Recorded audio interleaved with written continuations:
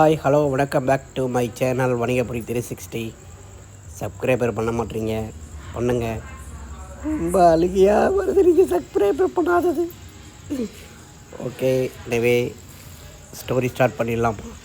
இன்றைக்கி பாருங்கள், எனக்கு பின்னாடி மாதுளம்பழம் சின்ன சின்னதாக இருக்குதா. மாதுளம்பழம் வளர மாட்டுதுங்க. சரி, நம்ம கதைக்குள்ளே போவோம். இன்றைக்கி ஒரு மரம் வெட்டுபவருடைய ஸ்டோரி. ஒரு மிக ஏழ்மையான ஒரு விவசாயத்தில் ரொம்ப நஷ்டம் ஏற்பட்டு விவசாய நிலத்தெல்லாம் விற்றுட்ட பிறகு சாப்பிட்றதுக்கு சாப்பாடு இல்லாமல், பொழப்பு இல்லாமல் மரம் வெட்டி பொழப்பு நடத்திக்கிட்டு இருந்தார். ஒரு நாள் மரம் வெட்டுறதுக்காக சரியான மழை பெய்யுது. ஏன்னா அன்றைக்கி மரம் போய் வெட்டி எடுத்துகிட்டு வந்து அந்த மரத்தெல்லாம் விறகெல்லாம் விற்று காசு வர்ற வச்சு தான் சமைக்க முடியும். அப்படிங்கிற பட்சத்தில் சரியான மழை பெய்யுது. இவர் போய் மரம் வெட்டுறதுக்கு போகிறாரு. விறகு வெட்டுறதுக்கு ஆற்றோரத்தில் ஒரு பெரிய ஆறு ஒன்று இருக்குது. அந்த ஆற்றோரத்தில் ஒரு நல்ல மரத்தை வெட்டிக்கிட்டு இருக்கும்போது தன்னோட கோடாலி கரண்டு தண்ணியில் விழுந்துடுது. ஆற்றுல விழுந்தோன்னு உட்காந்து அழுகுறாரு. இனிமேல் நான் எப்படி பிழைப்பேன், எப்படி சாப்பிடுவேன், என் பிள்ளைங்களாம் எப்படி நான் பார்த்துப்பேன் அப்படின்னு சொல்லி அழுகுறாரு. கடவுளே, உனக்கு நியாயம் இருக்குதா, மாதாவே, தெய்வமே அப்படின்னு வேண்டும்போது அந்த ஆற்றுலேருந்து ஒரு தேவதை, வெள்ளை தேவதை ஒருத்தவங்க வர்றாங்க. மானிடா, ஏன் அழுகிறாய் அப்படின்னு சொல்லி கேட்டாங்க. நான் மரம் வெட்டுற இந்த கோடாலி இந்த ஆற்றுல விழுந்துருச்சு. என்னுடைய கோடாலியை எடுக்கணும், இல்லைன்னா வீட்டுக்கு நான் சமைக்கிறதுக்கு காசு கொண்டு போக முடியாது. என் பிள்ளைங்களாம் பட்டினியாக கிடக்கும், என் மனைவியெல்லாம் பட்டினியாக கிடப்பாங்க அப்படின்னு சொல்லி அழுகிறாரு. சரி, நான் உனக்கு ஒரு உதவி பண்ணுறேன் அப்படின்னு சொல்லிவிட்டு அந்த வெள்ளை தேவதை என்ன பண்ணுறாங்கன்னா, ஃபஸ்ட்டு ஒரு தங்க கோடாலியை ஒன்று எடுக்கிறாங்க. இதுவா உன்னுடைய கோடாலி அப்படின்னு சொல்கிறாங்க. அந்த விவசாயிட்ட கேட்குறாங்க.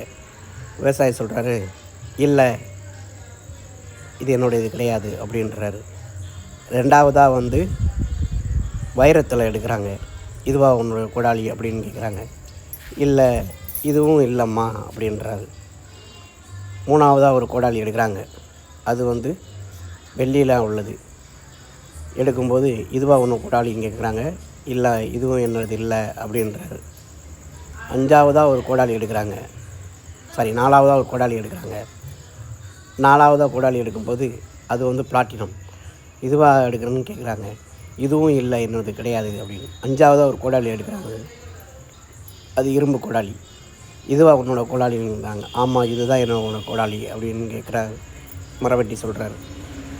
சரி, ஓகே, இந்த மரவெட்டிக்கிட்ட அந்த இரும்பு கோடாலியை கொடுக்குறாங்க அந்த வெள்ளை தேவதை. இவருடைய நேர்மையை பாராட்டி அந்த வெள்ளை தேவதை என்ன பண்ணுறாங்க, மீதி இருக்கிற 4 கோடாலியும் இது உனக்கே சொந்தம்,